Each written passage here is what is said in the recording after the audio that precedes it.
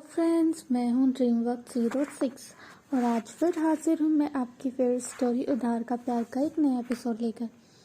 तो जैसा कि हमने पिछले एपिसोड में सुना था कि संयोग संयोगिता के साथ गोवा आ चुका है, पर संयोग संयोगिता की गंवारपन से बहुत ज़्यादा परेशान हो चुका है। संयोगिता संयोग के लिए अपने आप को बदलने की कोशिश तो करती है, पर उस कोशिश में वो सिर्फ एक बेवकूफ़ बनकर रह जाती है और संयोग उससे दूरी बनाकर चलता है ताकि किसी को ये ना लगे कि वो उसके साथ है, जिससे संयोगिता को बहुत हर्ट फील होता है। तो आइए जानते हैं कि आगे क्या हुआ। संयोगिता ने वो ड्रेस संयोग के लिए पहनी तो थी, पर वो खुद ही बड़ा ऐसा महसूस कर रही थी। संयोग ने मन ही मन उसका मजाक उड़ाया और खुद से ही बोला चोकर कहीं के, और उससे दूरी बनाते हुए चलने लगा। संयोगिता ने एक गुलाबी रंग की मैक्सी ड्रेस पहनी हुई थी, पर उस पर वो बड़े बड़े सोने के झुमके, गले में बड़ा सा हार और मंगलसूत्र, हाथों में भारी भरकम चूड़ा और पैरों में गोल्डन कलर के चमकीले सैंडल जिन पर बहुत सारे स्टोन लगे हुए थे, वो उसे बड़ा ही बेवकूफ़ बना रहे थे। उसे देखकर कुछ लोग हंस भी रहे थे जिन्हें संगीता ने देख लिया था। संगीता ने खुद को हैरानी से देखा, आखिर उसने ऐसा क्या गलत कर दिया जो लोग उसे देखकर मुड़ मुड़ कर हंस रहे हैं। संगीता ने उन छोटे छोटे कपड़े पहने हुए लड़के को इस तरह अपनी तरफ देखते हुए पाया जैसे कि वो कोई अजीब चीज़ हो, जैसे कि वो चिड़ियाघर से भाग कर आई हो, और वो उसे जोकर भी कह रही थी और उसके सामने चल रहे उस हैंडसम आदमी को बड़ी ही हसरत से देख रही थी। एक ने कहा, ये जोकर लड़की इस हैंडसम लड़की के साथ तो बिल्कुल भी नहीं हो सकती, राइट। संयोग और संयोगिता ने दोनों ने ये बात सुनी, पर संयोग ने हमेशा की तरह कोई रिएक्शन नहीं दिया और आगे आगे चलता रहा, और उसने ऐसा नाटक किया जैसे उसने तो कुछ सुना ही नहीं। संयोगिता ने शर्मिंदा होकर आंखें झुका ली, क्योंकि उसमें खुद में तो स्टैंड लेने की हिम्मत नहीं थी, क्योंकि आज तक उसने कोई स्टैंड लिया ही नहीं था। आज तक उसके साथ जितने भी जिल्लत भरा व्यवहार हुआ, उसने सर झुकाकर सह लिया था। आखिर इसी की तो आदत डाली गई थी उसे, तो अब वो क्या कहती। और संयोग से उसे कभी कोई उम्मीद थी ही नहीं थी कि वो उसकी कभी साइड ही लेगा। दोनों उसके बाद जब होटल से बाहर आए तो बीच में बहुत सारी सुंदर सुंदर लड़कियां बिकनी पहने हुए घूम रही थी। संयोगिता ने तो उन्हें देखकर शर्म से नजर झुका ली। इन लोगों को शर्म नहीं आती क्या, संयोगिता ने मन ही मन सोचा। पर संयोग के लिए कोई बड़ी बात नहीं थी। वो बिना किसी में ज्यादा कोई इंटरेस्ट लिए सीधा सीधा जा रहा था। वो फॉरेन में पला बड़ा था और वहाँ पर ये सब चीज़ें बहुत ही नॉर्मल थी। उसे ऐसे ही तो किसी में इंटरेस्ट नहीं आ सकता था ना। जिन लोगों के लिए ऐसी चीज़ें नहीं थी वो लोग ही ऐसी औरतों को घूर घूर कर देखते थे। बस संयोग को ऐसा कोई भी किसी में इंटरेस्ट नहीं था, तो इसलिए वो सीधा सीधा चलता रहा। संयोगिता को काफ़ी जलन महसूस हो रही थी, क्योंकि उनमें से काफ़ी औरतें संयोग को देख रही थी, और जाहिर सी बात है कि संयोग एक मर्द है, क्या उसके मन में उन्हें देखकर कुछ नहीं हो रहा। संयोगिता ने अपने मन में सोचा और बहुत ही बुरा महसूस किया। उसके बाद संयोगिता ने बहुत सारे कपल्स को देखा जो आपस में हाथ पकड़े बीच पर घूम रहे थे। ये देखकर संयोगिता का भी मन हुआ कि वो ऐसा ही करे और संयोग का हाथ पकड़कर बीच पर घूमे, पर उसे पता था कि संयोग तो ऐसी कोई पहल करेगा नहीं, तो वो खुद ही उसका हाथ पकड़ने के लिए थोड़ा सा आगे बढ़ी। पर इससे पहले कि वो संयोग को छू भी पाती, उससे पहले ही एक लड़की ने भागकर संयोग को गले लगा लिया।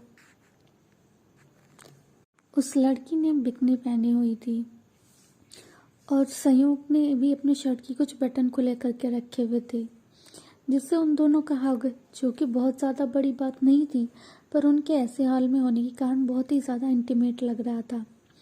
संयोगिता जलन और हैरानी से उन दोनों को देखती रह गई और उसकी आंखों से कुछ आंसू लुढ़क गए। संयोग ने बस उस लड़की के कंधे को हल्का सा थपथपा दिया और उस लड़की को खुद से दूर करते हुए बोला, अनुप्रिया तुम यहाँ। तब संयोगिता ने भी उस लड़की को देखा जिसकी लाल बिकनी उसके शरीर पर चिपकी हुई थी। उसने खुद को बहुत अच्छे तरीके से मेंटेन किया हुआ था और उसने इस पर ब्लैक शेड्स लगा रखे थे। वो तो संयोगिता को एकदम कैटरीना कैफ जैसे लग रही थी। संयोग का अपने प्रति इतना उपेक्षित होने का कारण संयोगिता अच्छे से समझ सकती थी। आखिर कोई भी समझदार इंसान उन दोनों में से अनुप्रिया को ही चुनेगा। संयोगिता को ये बात अच्छी तरह से समझ चुकी थी। संयोगिता ने उस समय कुछ भी कहना जरूरी नहीं समझा, क्योंकि वो जानती थी कि अनुप्रिया यहाँ पर शायद उसे नीचा दिखाने ही आई थी और वो उसे पहले ही जलील महसूस करा चुकी थी। संयोगिता ने उन दोनों को कुछ नहीं कहा और चुपचाप जाकर संयोग के पीछे खड़ी हो गई। संयोग ने फिर अपनी बात दोहराई, अनुप्रिया तुम यहाँ? तब अनुप्रिया ने कहा, हाँ संयोग, तुम्हें पता तो है कि हर 2 महीने में मैं एक छुट्टी लेती हूँ, तो इस बार हमारा गोवा आने का प्लान हुआ तो मैं अपने दोस्तों के साथ आ गई। हालांकि ये बात सरासर झूठ थी। अनुप्रिया का यहाँ पर आने का कोई प्लान नहीं था, पर जब ज़ारा भाभी ने उसे ये बताया कि संयोग अपनी नई नवेली दुल्हन के साथ यहाँ पर हनीमून के लिए आ रहा है, तो अनुप्रिया खुद को नहीं रोक पाई और यहाँ पर जल्द से जल्द उनका हनीमून खराब करने आ गई।